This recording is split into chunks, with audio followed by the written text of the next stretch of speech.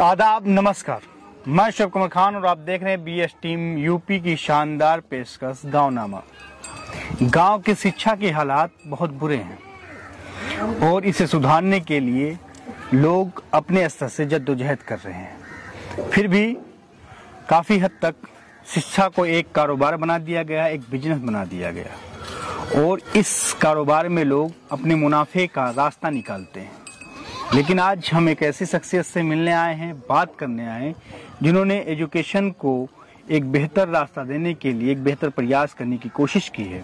जो प्रयास हमारे क्षेत्र में 5 सितंबर 2023 को शुरू हो जाएगी, क्योंकि हमारे यहाँ के बच्चे नवोदय विद्यालय में सिलेक्शन नहीं कर पाते हैं क्योंकि उन्हें कोई तैयारी कराने वाला नहीं है। तो आप हैं तौसीफ खान। हम इनसे जानने की कोशिश करेंगे कि आप कैसे नवोदय की तैयारी कराएंगे और कितने समय से।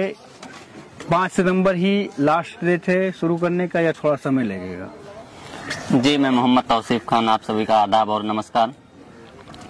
जैसा कि मैं आपको बताना चाहता हूं कि मैंने शिक्षा के क्षेत्र में देखा, खुद पढ़ाई किया। मैं इसी गांव से ही बिशनपुर टंटनवा स्कूल के निमरा पब्लिक स्कूल से मैं खुद पढ़ा। उसके बाद में सैयद बदिउद्दीन से मैं आगे पढ़ाई CMS से किया। कंटिन्यू में रहा। मुझे जहां कंपटीशन के दौर में जब घुसा तो कंपटीशन के दौर में मुझे बहुत सारी दिक्कतें पड़ी, जो कि मेरे लिए बहुत चुनौतीपूर्ण था। तो ये सारी चीज़ों को मैं सुलझाने के लिए मैं खुद अपना कदम उठाया और मैं चाहता हूं कि बच्चों को जो परेशानी मैं खुद उठाया हूं वो ना उठाना पड़े।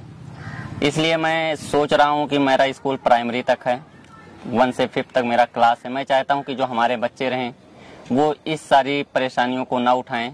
इसलिए मैंने नवोदय विद्यालय के लिए मैंने तैयारी कराना 5 सितंबर से शुरू करूंगा इंशाअल्लाह ताला। और मेरा सबसे बड़ी चुनौती है कि हमारे पास जो बच्चे हैं, मैं अपने बच्चों को फ्री शिक्षा देकर नवोदय की तैयारी कराऊंगा।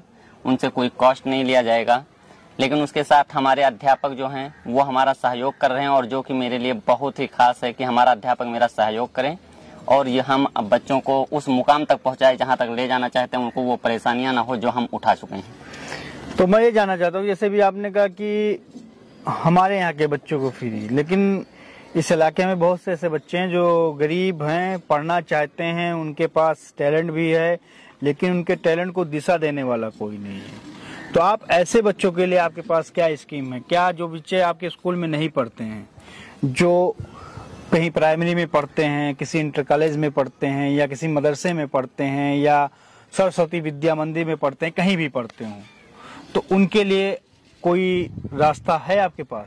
जी, मैं जो बच्चे हैं वो सब मेरे ही बच्चे हैं। जो मेरे पास आएगा, मेरा काम है उनको शिक्षा देना और नवोदय से रिलेटेड जितनी भी पढ़ाई होगी मैं सबको, मेरा बच्चा है, मेरे स्कूल का है, नहीं है, या कहीं का भी बच्चा है, कहाँ का रहने वाला है, उससे कोई इशू नहीं है। सिर्फ एक ही काम है कि उनको शिक्षा देना है, नवोदय में ज़्यादा से ज़्यादा सिलेक्शन कराना है। कि हमारे यहाँ की जो परेशानी है और जो दिक्कत है कि नवोदय में बच्चे नहीं जा पाते हैं, उनको पेपर पैटर्न नहीं पता होता है, बहुत सारी परेशानियां होती हैं। उन सारी परेशानियों को दूर करके हम कोशिश करेंगे कि हर एक बच्चे का सिलेक्शन नवोदय में हो और उसके पर जितना भी मेहनत होगा हम करेंगे, हमारी स्टाफ करेगी और हम उनको आगे तक ले जाएंगे।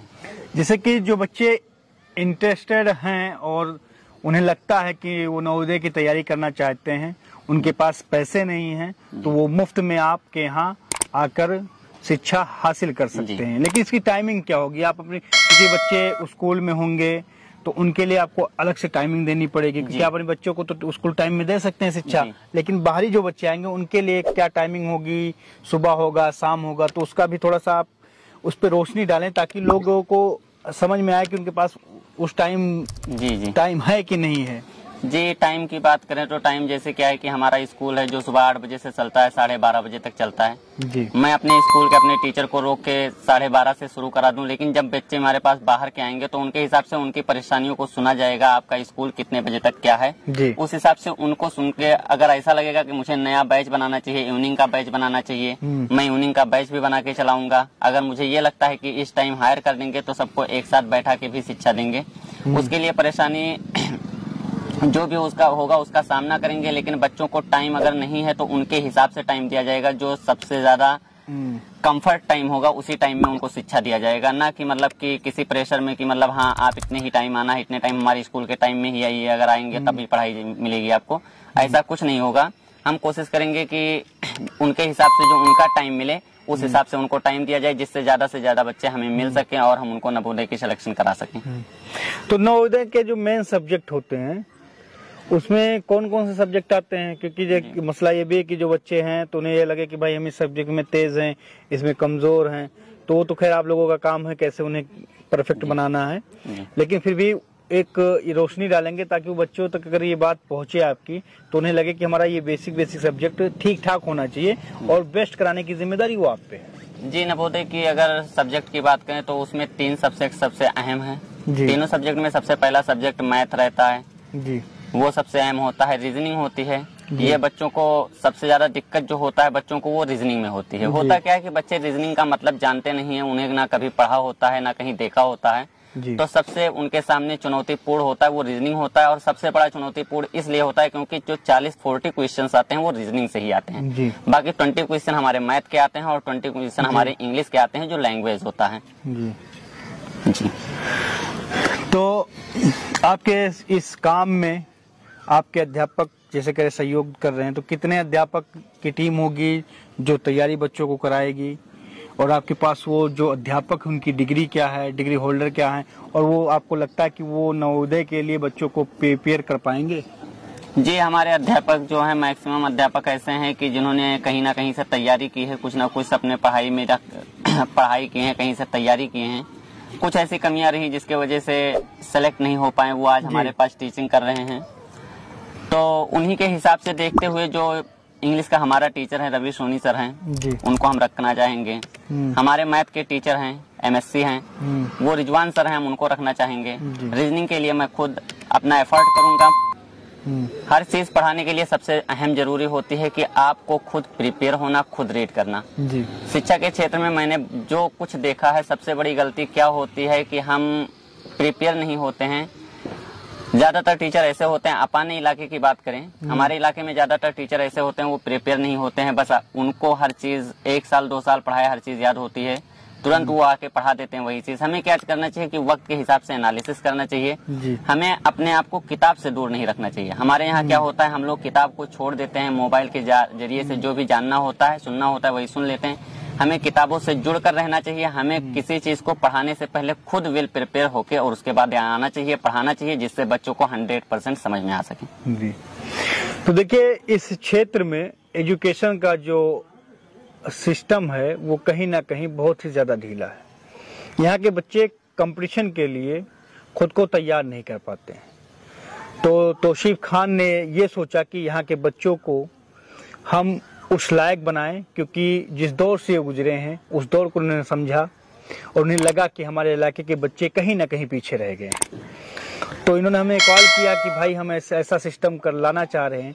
तो हमने कहा जो मदद मेरे लायक होगी मैं अपने पत्रकारिता के माध्यम से आपका संदेश लोगों तक पहुंचा दूंगा, और लोगों की जिम्मेदारी बनती है कि आप अपने बच्चों को यहाँ लाएं, बल्कि वो किसी कंपटीशन से डरे ना, बल्कि उस कंपटीशन का वो मुकाबला करें। तो आपके बच्चों को मुकाबला करने लायक बनाने की जिम्मेदारी जो है ये इनके तौसीफ साहब जो हैं, इनके अध्यापकों की, इनकी स्वयं की जिम्मेदारी है। और इसमें कोशिश इनकी यही है कि कोई भी फीस आपसे ना ली जाए, मुफ्त शिक्षा जो गरीब बच्चे हैं उन्हें दिया जाए। लेकिन आप एक स्कूल चलाते हैं जी, और आपके स्कूल का टाइमिंग 12:30 बजे है। मान लीजिए 2:30 बजे बच्चों का, जैसे जो बाहरी बच्चे हैं भाई कि हम खाना खा के फिर आराम से 2:30 बजे आएंगे, तो ऐसा क्या लगता है कि आपके टीचर एक सेवा भाव के भावना से कार्य करेंगे? जी, हमें खुद पर यकीन है और हमारे अपने पूरे अध्यापकों पर यकीन है कि वो हमारी बात को नकारेंगे नहीं। और इससे पहले मैं अध्यापकों से बात कर चुका हूँ, वो हमारे साथ कदम से कदम मिलाकर चलने की बात किए हैं और वो कदम से कदम मिलाकर चलेंगे, जिससे शिक्षा के क्षेत्र में एक अलग पहचान मिलेगी, बच्चों को एक अलग पहचान मिलेगा। और हम चाहते हैं कि ये ऐसा हो, ज्यादा से ज्यादातर बच्चे आएं और वो इस कंपटीशन में हिस्सा लें, आए यहाँ तैयारी करें, जो भी डाउट हो उनका वो मुझसे पूछें, हमारे अध्यापकों से पूछें, जिससे क्या होगा कि उनको भी आगे का मुकाम जो होगा उनका आसान होगा। यहाँ से आने से आपको ये मिलेगा कि आपको पेपर का पैटर्न पता चलेगा। आपके स्कूल में ऐसा नहीं है किसी स्कूल में पढ़ाई नहीं होती है, पढ़ाई सारे स्कूल में होती है, बस दिक्कत क्या होता है कि आपको पेपर का पैटर्न नहीं पता होता है। सिर्फ यही चीज आपको जानना है, आप वक्त देंगे आपको पता चलेगा। और मैं चाहता हूं कि आप आएं और जानें, क्योंकि यहाँ किसी चीज के लिए आपके ऊपर कोई फोर्स नहीं है। आप सुबह में आ सकते हैं, इवनिंग में आ सकते हैं। यहाँ पर आएंगे, हम आपसे बात करेंगे, क्या वक्त सुटेबल होगा वो वक्त हम बताएंगे, और उसके बाद में फिर आज जिसको भी पढ़ना होगा वो हमारे पास आ सकता है। देखिए, जिस दौर में हम जी रहे हैं, जहाँ हर चीज एजुकेशन सिस्टम हो या मेडिकल सिस्टम हो या कोई भी सिस्टम हो, जहाँ पैसे की होड़ लगी हुई है, लोग पैसा कमाना चाहते हैं। अगर कोई वहाँ सेवा की भावना से उतर रहा है, आपको सेवा देने की भावना से उतर रहा है, तो आप जरूर उस जद्दोजहद का हिस्सा बने, उस कोशिश का हिस्सा बने, ताकि आपके बच्चे भी अगर सेलेक्ट हो जाएं तो आपका भी, बच्चों का भी भविष्य सुधर जाए और आपका भी सीना चौड़ा हो जाए कि आपके बच्चे का सिलेक्शन नवोदय विद्यालय में हुआ है। वो टीचरिंग के प्रयासों में एक रवि सर, एक रिजवान सर, तो इन दोनों लोगों का मैं तहे दिल से इस्तकबाल और शुक्रिया अदा करता हूं। लेकिन आखिरी जो अंतिम सवाल मेरा आपसे ये है कि आपके विद्यालय की लोकेशन क्या है, क्योंकि जब लोग हो सकता है वीडियो देखें तो वो आपके माध्यम आप तक पहुंचने की कोशिश करें तो उनके पास वो माध्यम ही ना हो, एड्रेस ही ना हो, तो उसका पूरा एक जी, हमारा स्कूल SBM स्कूल बिशनपुर टंटनवा में है। आप बाजार वाले रास्ते से जब आएंगे तो ये एयरटेल टावर पड़ता है, उससे पहले आपको SBM स्कूल आपको मिलेगा। ये आपका ऑफिस लोकेशन भी रहेगा।